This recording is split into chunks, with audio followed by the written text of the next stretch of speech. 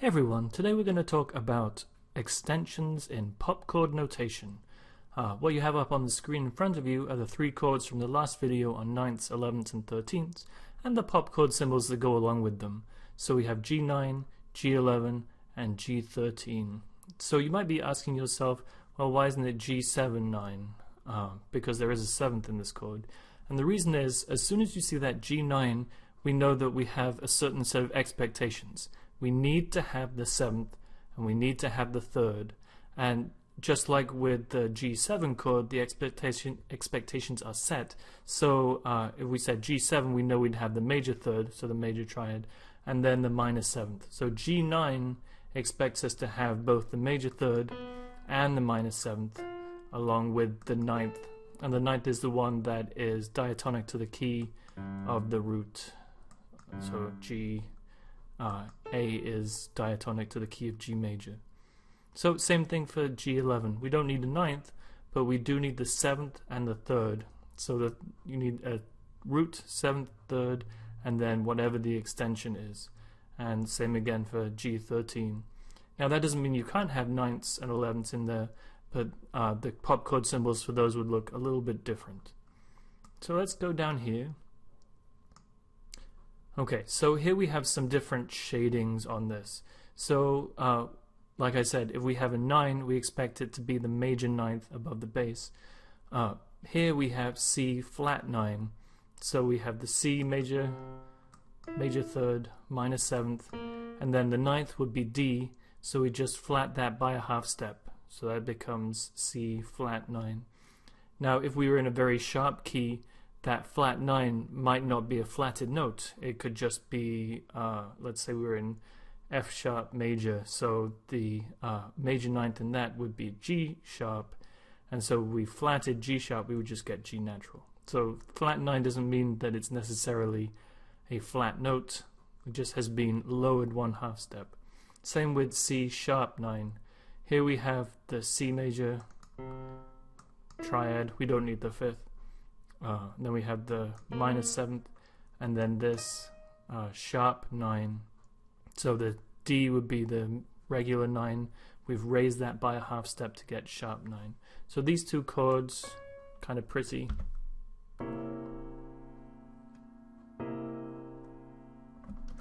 And then the last one on this line, C add 9. So this one's a little bit interesting.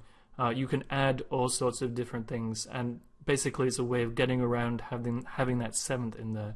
So here we have the C and the E and the 9th, but we don't have a 7th, right? So because we don't have a 7th, we say add 9 instead of just regular 9, because as I've said, having C9 implies that there's a 7th in there.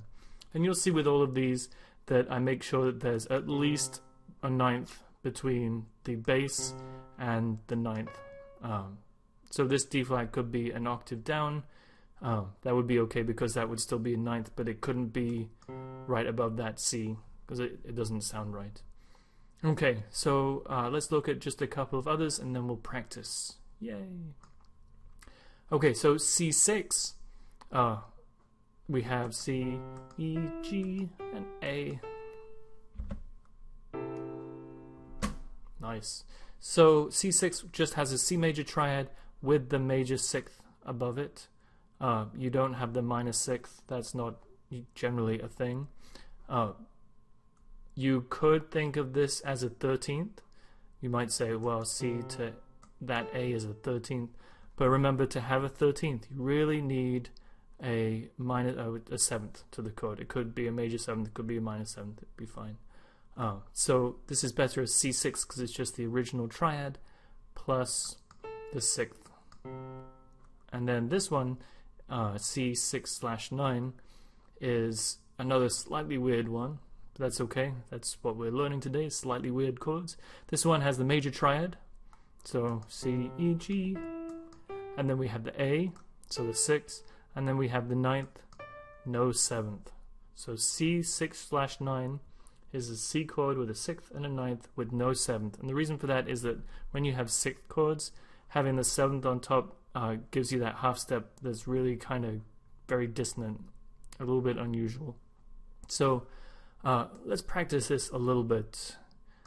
We'll work through this one together, and then I'll give you some time to think about this one over here. So this one sounds like this. So pretty. Okay, so since we're trying to avoid slash notation, we're going to take it that the bass is going to be the note, right? So it's going to be a C chord of some description. So we have C, we have an E, we have a B flat.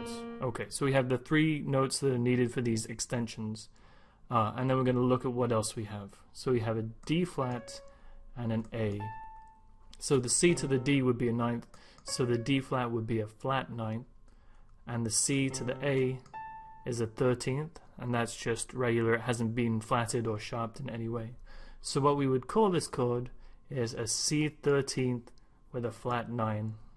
And since pop chords is still a living language, you can see this written slightly different ways. The flat 9 could come first, there could be different parentheses. Just as long as you have that basic information in there somewhere, you'll be fine. So take a look at this chord. Ooh, it's like film noir. So take a second to look at that. This is kind of a tricky one that you could probably write in a bunch of different ways as well. Okay, so alright, we have G minor. That's my G minor triad.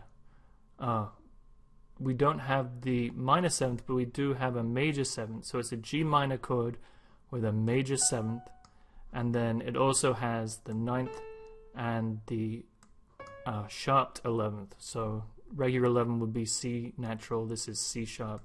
So just to maybe make this a little bit clearer, if I move this one down and this one up, we can see that we have all the thirds all the way up to the 11th. So G, B flat, D, that's my minor triad, F sharp, major 7th, A and C sharps, the 9th and the sharp 11.